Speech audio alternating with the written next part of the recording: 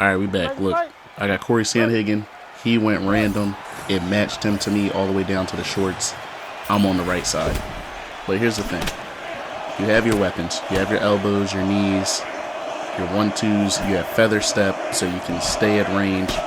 And you can wrestle a little bit. Basically, Cory Sandhagen is a master of none with flashy moves. Right here, for some reason, he went for the guillotine. We deny that.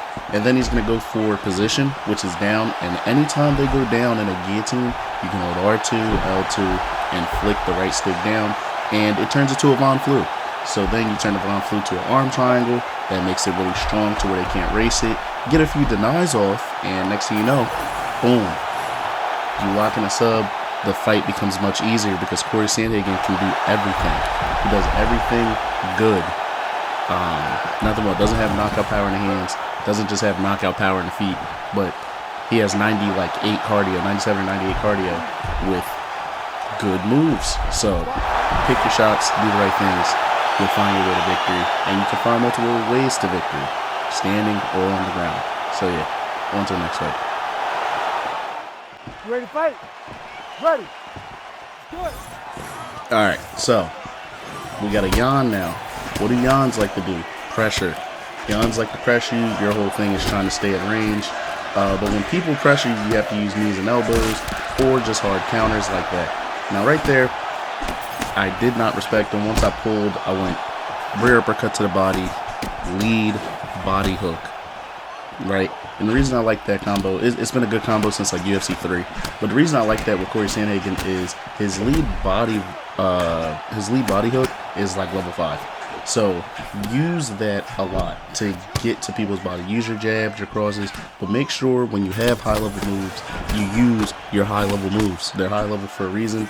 You build them to fight your fight, not just to say the thing of the game, but that is the way to win on this game. You fight to your fighter's strengths.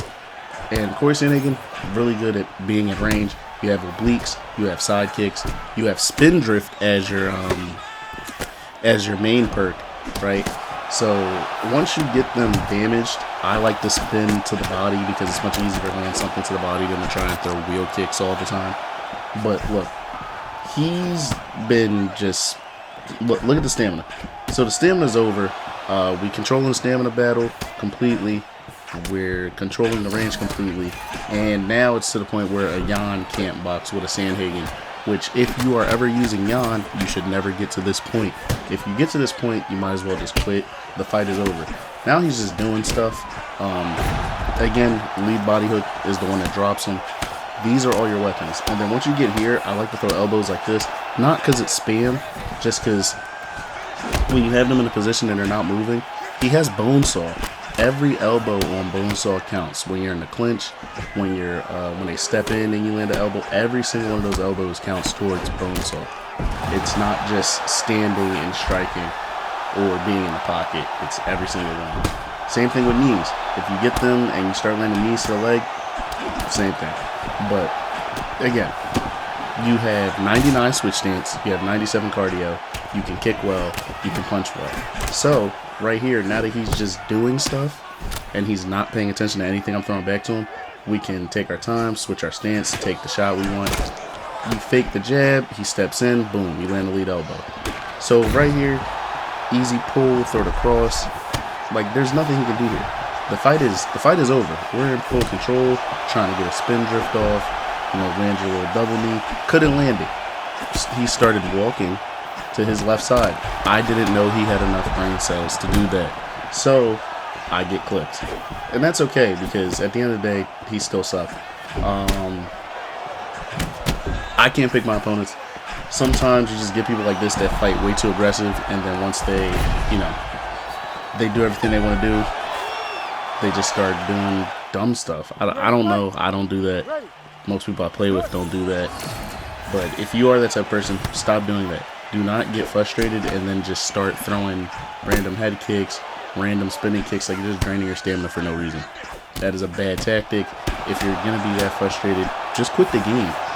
I know people say there's a stigma with quitting, but if you can, because you're not going to win doing that. He's just, I can't even say it on YouTube, but yeah, he went full, and You don't do that. That's a recipe for disaster. So once again, don't go crazy. Just take your time, try to find your way to victory. Because it's not going to be with a non-setup head kick. Now, again, we're just picking our shots, getting that range, looking for a counter. He's going with the flying knee. That's interesting. I'm looking for something big here, trying to just, you know, hurt him. And there it is. There's the wheel kick that I thought would ruin his day, but it didn't, so we landed double knee. And once you do that, fight's over. So, you know, shout out running double knees, shout out Jose Aldo, shout out everybody that throws them. Yeah, we're going to go to the next fight. Next fight, I think we have an O'Malley. You good? Good. Right, let's go. Would you look at that? We have an O'Malley.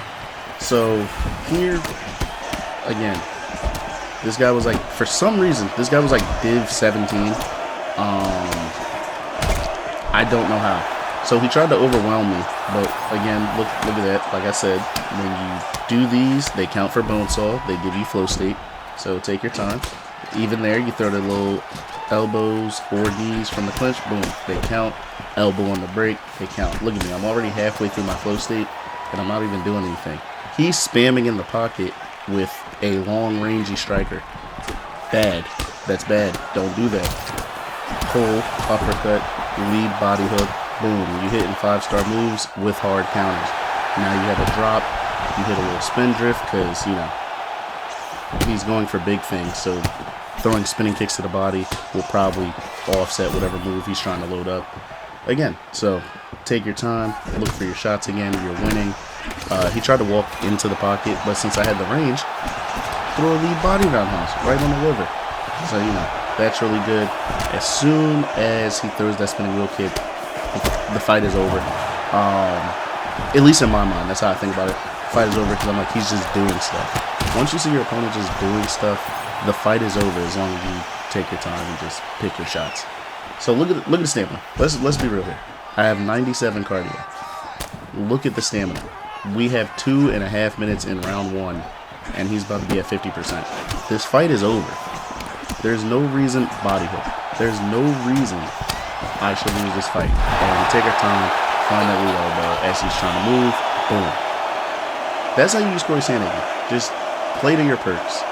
If the player's real good, use your head movement smartly. Use your distance management with feather step, and then if they throw something, use your head movement like duck head kicks, pull hooks, the whole 9. And just counter with your elbows in the pocket, and you should be good.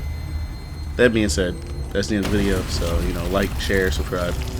Tune in for the next one. I got more videos coming. Yeah, and that's about it. Yeah, see you in the next one.